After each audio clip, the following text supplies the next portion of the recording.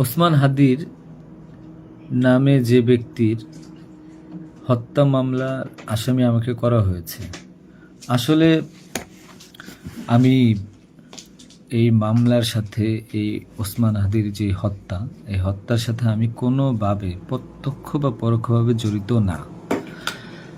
এটা পুরোটাই একটা মিথ্যা বানোয়াট একটা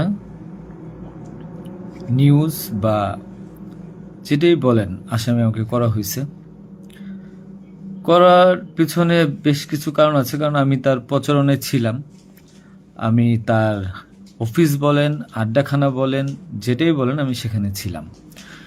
সেখানে থাকার পিছনে মূল কারণটা হলো, আপনারা জানেন যে আমি অ্যাপেল সফট আইটি নামে একটা প্রতিষ্ঠানের মালিক।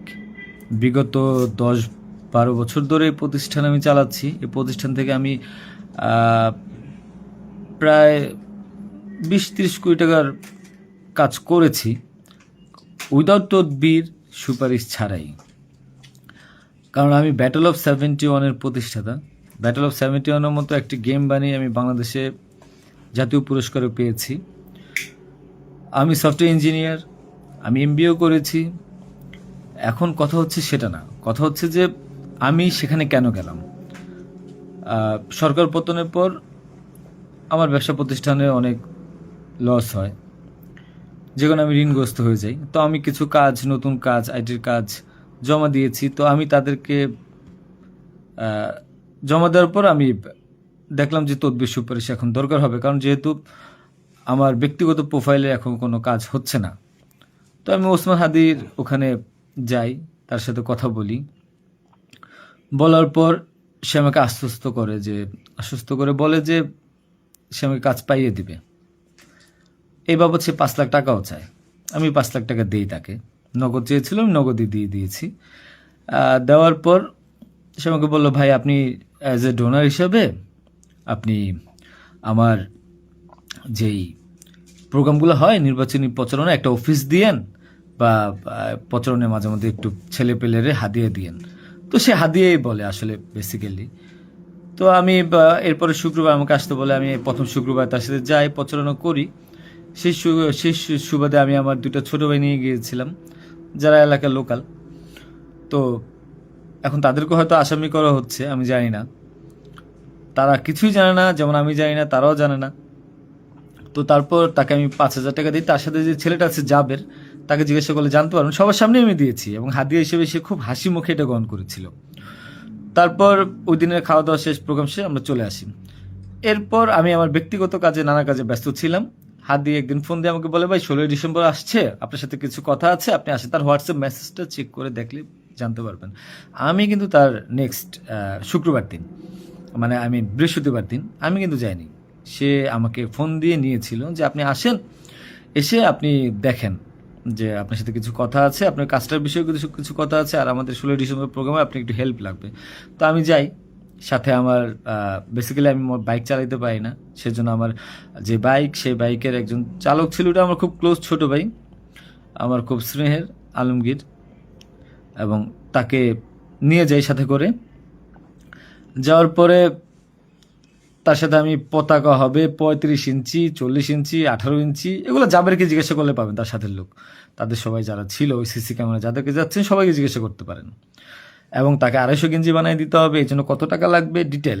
এবং ঘটনার দিন আমাকে সে রিকোয়েস্ট করে, আজকে যারাই যে আপনারা দেখছেন হাজার হাজার লোক, শত শত লোক, হাদির তো এত লোক ছিল না, কারণ সে আমাকে নিজেই রিকোয়েস্ট করেছিল যে ভাইয়া আপনি আমাকে 5-10টা পোলাপাইন দিয়েন, আর 16ই ডিসেম্বরে 50টা ছেলে পেলে দিয়েন, যেন আমার পতাকাটা ধরতে পারে, আমার প্রোগ্রামটা সাকসেস করে দিতে পারে।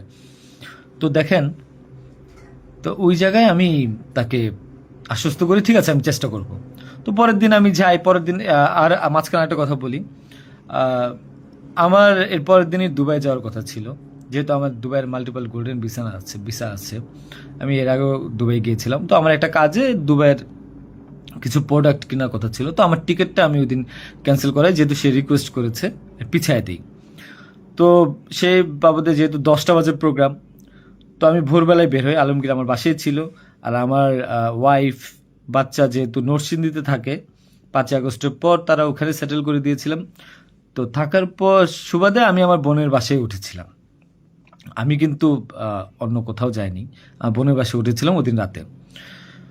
তো ওই বাইক নিয়ে যাই, যেহেতু বাইকটা আমি কিনেছি। তো নাম রেজিস্ট্রেশন হয়নি।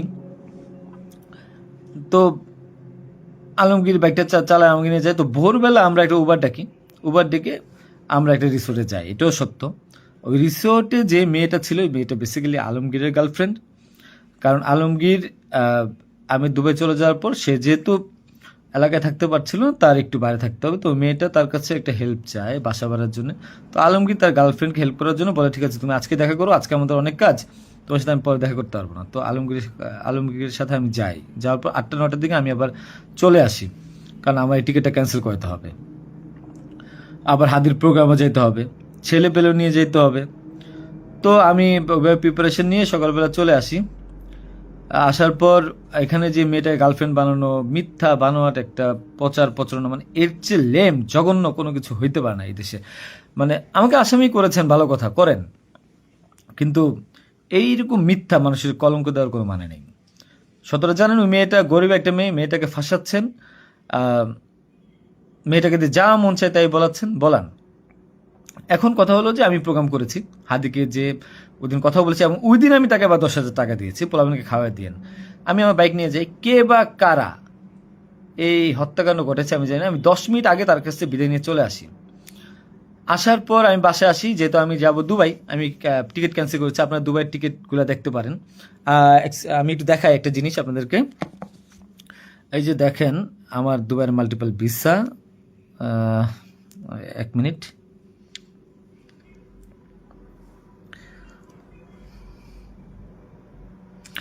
এই যে দেখেন আমার দুবাইয়ের মাল্টিপল ভিসা। হ্যাঁ, ওকে। আমি এখান থেকে ক্যামেরা যেহেতু দেখা যায় না, আমি এখান থেকে দেখাই। এই যে দুবাইয়ের মাল্টিপল ভিসা আমার স্পষ্ট আছে, দেখেন। ঠিক আছে, দেখেন। আরও ভালোভাবে যদি দেখাইতে চাই তাহলে দেখতে পারবেন কিনা আমি জানি না, একটু ভালোভাবে দেখেন। যাই হোক, এটা আমার দুবাইয়ের ভিসা। তো এরপর আমি এই যে আমার দুবাইয়ের ভিসা, আমার ওই দিন টিকিট ক্যান্সেল করি এবং আমি যাবো আমার কাছে বিদায় নিবই স্বাভাবিক। আমার ভাগিনা একটা আছে 5 বছর বয়স, সে আমার মোবাইলটা ফেলে দেয়। মোবাইলটা ফেলে দেওয়ার কারণে যেটা হয়েছে যে আমার এই মোবাইলটা নেওয়ার জন্য আমার 2 ভাগিনা খুব দৌড়ঝাঁপ করে মোবাইলটা নিয়ে আসে। আমার কাঁধে ব্যাগ ছিল, এখন ব্যাগকে অস্ত্রের ব্যাগ বানিয়ে দিচ্ছে, কিচ্ছু করার নেই আমার, যা বলবে তাই সত্য।